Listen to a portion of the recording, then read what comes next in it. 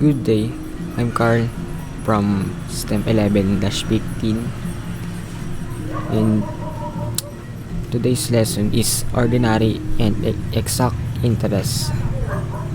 Solving the ordinary and exact interest using approximate and actual time.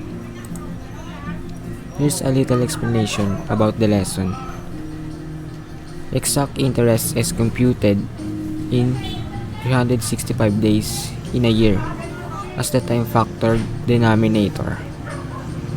On the other hand, ordinary interest is a type of interest wherein the number of days is computed based on 360 days in a year.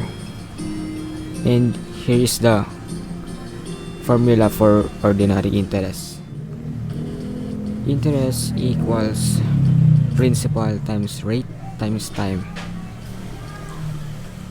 where T equals days over 360. Parehas lang sila pero pinagkaiba. Yung ordinary is 360 and yung exact interest ay 365 days. Yung denominator. Now, let's try this question.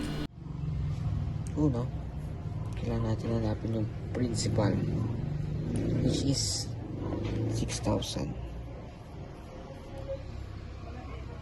And yung rate, which is 0.3 o 12%. And then, hinahanap natin ay March 9 minus 31 equals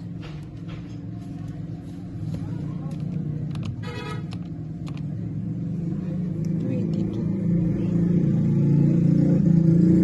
Dito, enter 21 kasi 30 lang yung days sa isang buwan.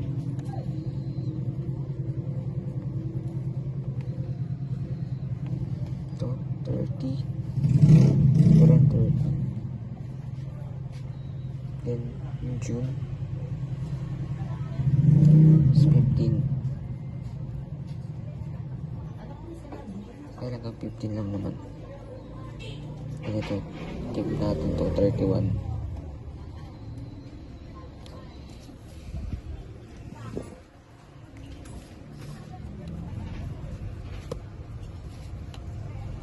Then add natin yung total.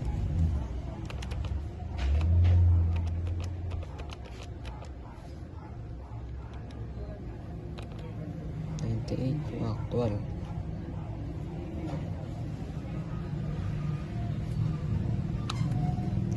Days. Then sa approximate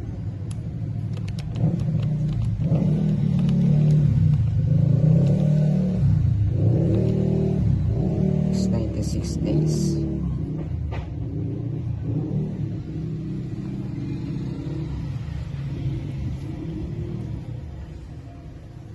Now let's solve the ordinary interest using actual time.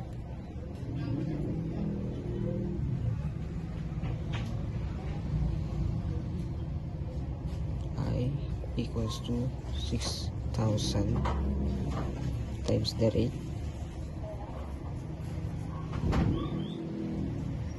then the time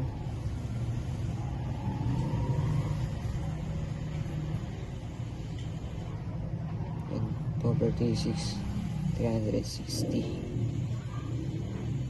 kasi ordinary.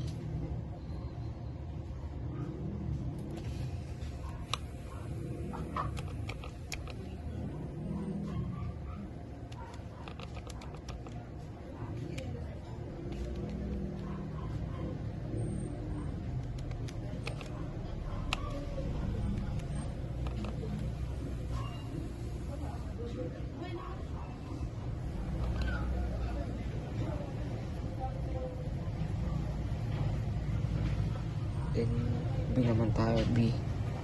Ordinary interest using approximate time.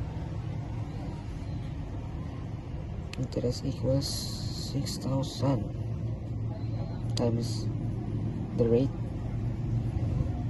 then the time 96 over 360.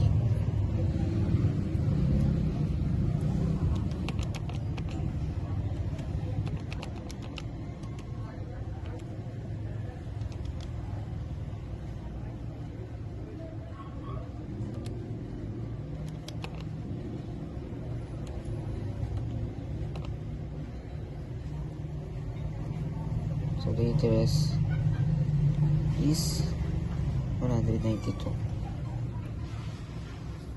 Then sa exact interest naman tayo using actual time.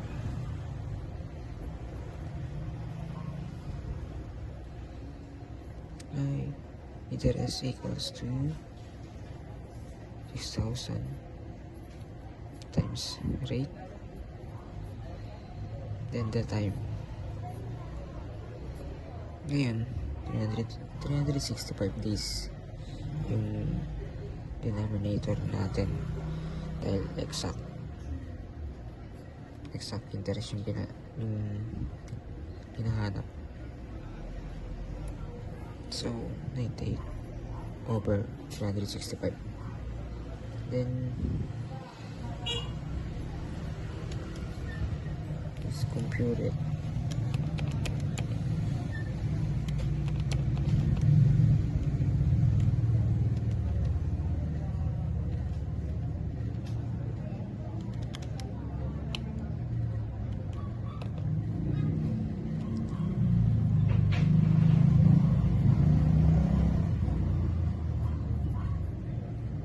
Oops, 193.32.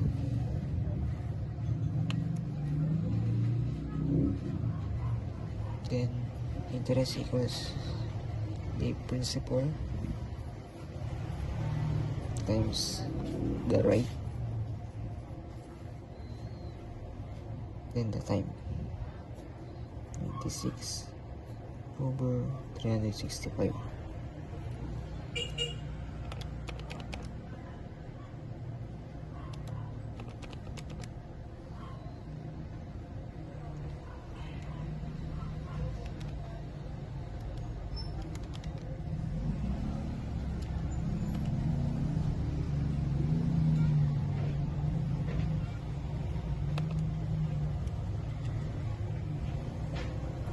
So the answer is interest equals 189.37.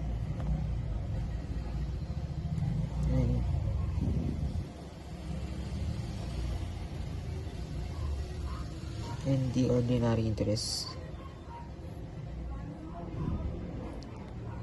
and actual time is the banker's rules.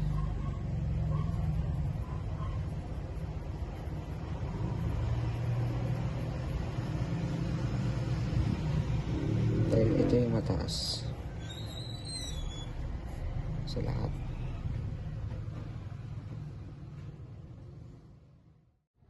That's it for ordinary and exact interest.